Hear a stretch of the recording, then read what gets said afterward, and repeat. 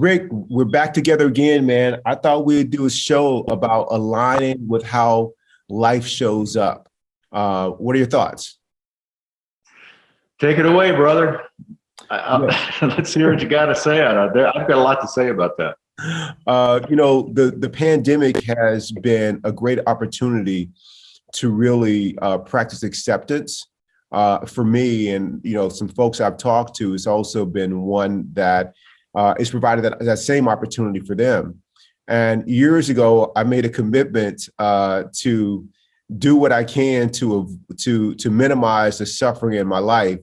And one of the fastest ways to do that is acceptance and aligning with how life shows up. One of the things too that I think is worth mentioning is that I was always busy doing stuff, but all my doing was in the service of some kind of goal or trying to get somewhere, whether it was career or school or financial. And that was aligned with a striving kind of energy. And so, and while that kind of energy was aligned with what I was doing, it was oftentimes producing some kind of suffering, which is being frustrated when things don't go well, seeing losses as losses instead of opportunities to grow and learn. And it just created more suffering for me along the way. Over time, I've become wiser, I think. And now my doing is aligned with kindness and gratitude. And so while I'm still achieving things along the way, there's a whole lot less suffering. And I'm able to make a different kind of contribution, I think, to others and to my work. What does it mean for you in terms of aligning with life, aligning your doing with being? Well, first of all, I think that the real problem that I had adjusting and still do, I still fight this battle all the time, is trying to be what I'd say radically, extremely self-honest. I'm caught up often in what I think is a false self. In other words, there's this obsession tendency, there's this tendency to compare, to want to be superior. And I catch myself doing that. And when I'm focused too much on myself, what I realize is that I'm fighting whatever the reality actually is, because I think the false self is something that the ego creates based on a dynamic that is necessary for self-protection, the striving, trying to achieve goals, trying to look good, trying to get ahead. All of those things the ego is trying to help us do to further the success of our entity. Well, that pattern creates a real problem with accepting things the way they are. So for me, the first hurdle is always monitoring myself and trying to recognize when I'm off into the false self land. So when I find myself obsessing and judging and wanting to be superior, which happens every day, then I realize, hey, you're really on the wrong path, and this is going to create some problems for you. You're never going to be able to bend the world to your will. You're just not going to do it. It just won't happen. So the more you continue to have expectations that things are going to work the way that you want them and then be disappointed when they aren't, the more you do that, you're always on a wheel that you can't get off. But once you realize that you are radically honest with yourself, when you accept whatever comes to you, there's a different kind of worldview, and you can hold space for yourself and be compassionate with yourself about doing or not doing whatever it is that brings you joy or fear or whatever. The point of that story is that I think that fear, anxiety, all of the negative emotions that we tend to feel have come from a source that is based on this dynamic of self-protection. And there's nothing to protect, really. And there's nothing to protect. Whatever shows up, if you accept, you can deal with. And I think we forget that we're more powerful.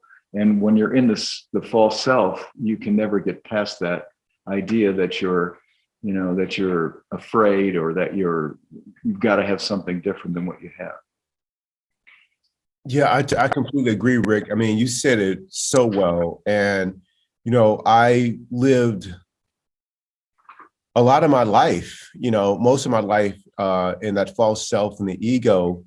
And I find myself, switching in and out of it, throughout any given day.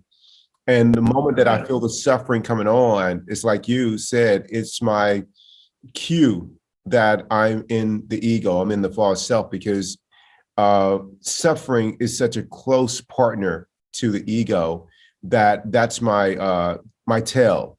And the minute I do that, I start to recognize that my being is not aligned with the present moment. It's not aligned with what's going on. And so I have a couple of things that I do to shift it. And one is the awareness that comes first. And then after the awareness, I create a different intention of something different to focus on that is more aligned with who I want to be in the world and what I'm up to. That's beautiful. That's beautiful. That's perfect.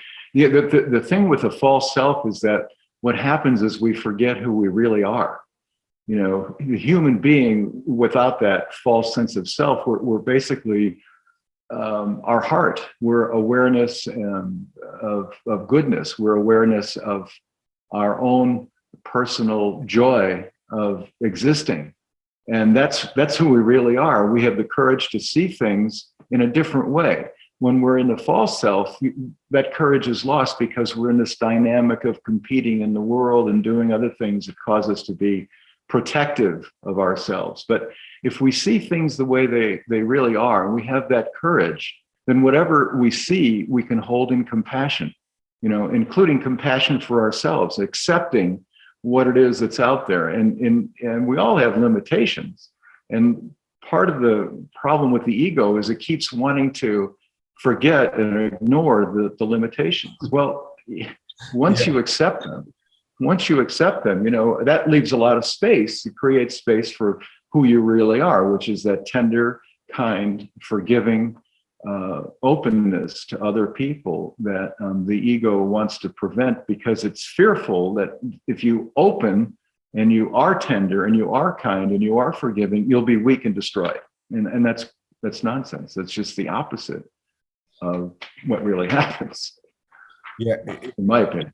No, I totally agree. And the ego is a viewpoint is strengthened because we live in a world that often rewards you for that limited kind of thinking, and we ignore all the suffering that comes with it.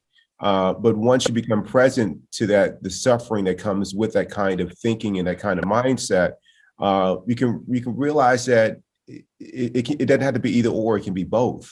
And my way of being is now it's just to be, as I mentioned several times before, to be loving and kind, and to make sure that my doing is informed by that, and just staying diligent on the path and staying aware. And the practice that we do every single day helps me stay aware of that, so I can maintain that commitment.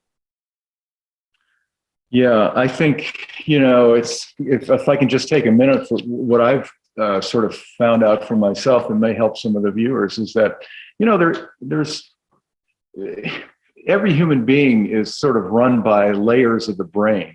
I'm not a neurologist, but I've read a bit about this, and I think it's true. And that the layers of the brain basically are the reptilian layer, and then there's the mammalian layer, and then there's the primate layer, and they all have individual characteristics that play out in our personality. For example, the reptilian brain, the basic brain, is all about avoiding harm, right? It's all about surviving physically in a world that's physically dangerous. So, the reptilian brain is causing you to always try to avoid harm. And then you've got the mammalian brain, and the mammalian brain is a little bit more advanced, but it's also a little bit more insidious in that it's trying to force you into the area of having more pleasure.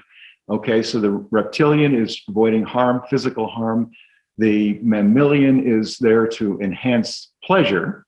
And so we're run by that. And then you overlay on top of that the primate brain. And the primate brain has a lot to do with attachment. It's attachment to things and feeling threatened and feeling anxious if you're going to lose them. So the major danger that we have now when we don't have saber-toothed tigers is the psychological construct that we have of the world, which creates a fear. And that fear translates usually into something like, I'm going to make mistakes, or I'm going to fail, and I'm going to have a hard time in life. And so that starts you down the path of creating this defensive dynamic to protect yourself from all those things happening. And it's a function of our brains. It's the way the human brain is developed. And that creates this ego construct, which I believe leads to the false self, which prevents you, or at least gets in the way a little bit, of having compassion and being your normal human true self, which is to be loving and kind and tender and open.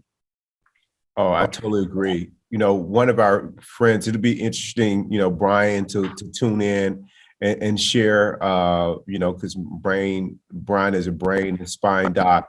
And then we have Dr. Drakowski, who's a good friend of mine, Rick, that you haven't met yet, Joe Drakowski. And he's a neurologist. So I'd love to meet him. Yeah. Oh, man. I got to get him up to Sedona to meet you, man. Got to get him up there. He goes to Flagstaff. I love it.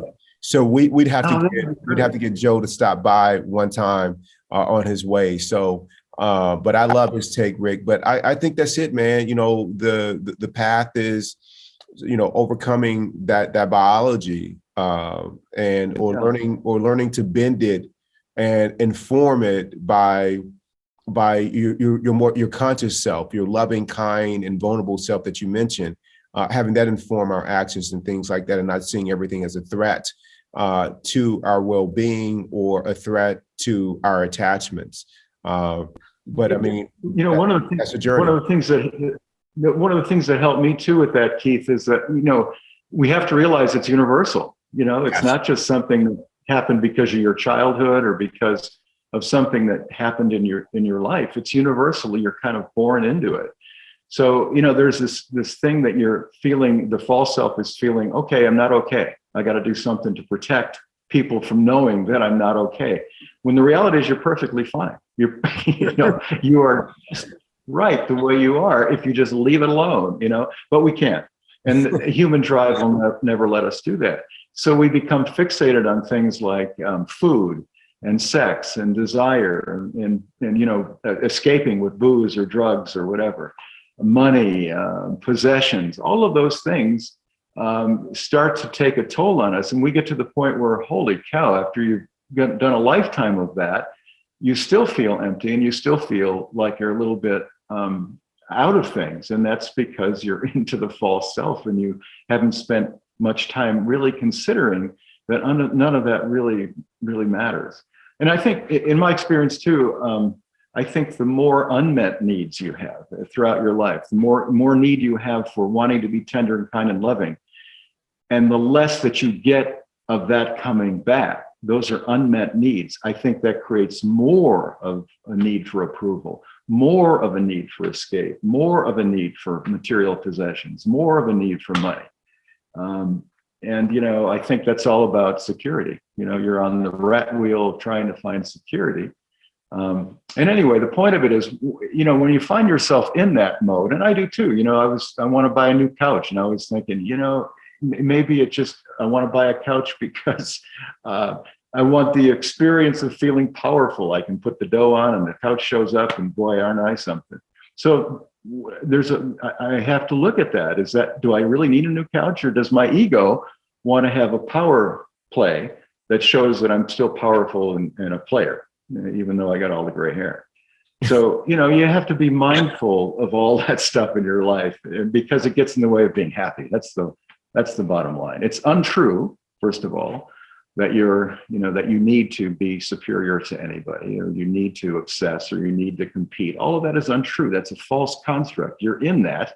You can get out of it because you should in order to be happy. Anyway, I don't want to rant. I do want to talk to your neurologist though and see how far off I am in all this stuff. Yeah. I'll ask him, and I'll send this podcast. He'll check it out, and we communicate every day, so he'll let me know. But Rick, man, thank you, man. Great job, being diligent in your efforts to align your doing with your being, and I love you, man. I love you, Keith. Thanks so much for letting me participate. I really appreciate being in your life. Likewise, man. Thank you.